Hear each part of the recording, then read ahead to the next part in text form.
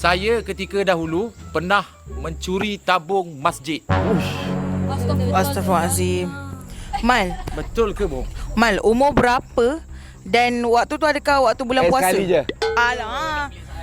Kalau tak nak umur Waktu bila pula? Bulan bila? Bulan puasa ke? Bulan biasa ke? Tak, bukan bulan puasa lah. Saya pun orang kata tahulah. Bulan puasa bulan apa? Bulan mulia kot. Muka nampak tak tu, Mal? Agak-agak nak ambil bulan puasa kan? Betul? Kita jahat-jahat juga.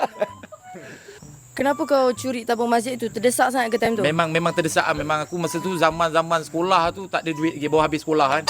Tak bekerja lagi masa tu. Betul lah. Janganlah, jangan detail sangat. Ini betul ke betul? Seko. Orang panggil seko. Okey, macam mana cara kau curi tabung tu? Ceritakan demo. Okey, demo dia ni kan tabung masjid. Kan cari satu lidi. Lepas tu letak singgah bawah, cucuk tarik.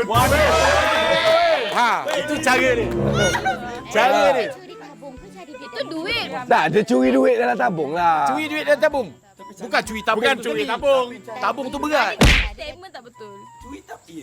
Curi duit tabung juga. Boleh tanyakan lagi. Okey lah, boleh lah satu lagi aku bagi lah tanya. Kan kau bilang kau cucuk pergi duit kan? Ha. Pada waktu bila? Tu malam kah, pagi kah, subuh kah? Orang gila pun tahu. Dah tentu malam, takkan siang orang nampak ah. Ya. Betul.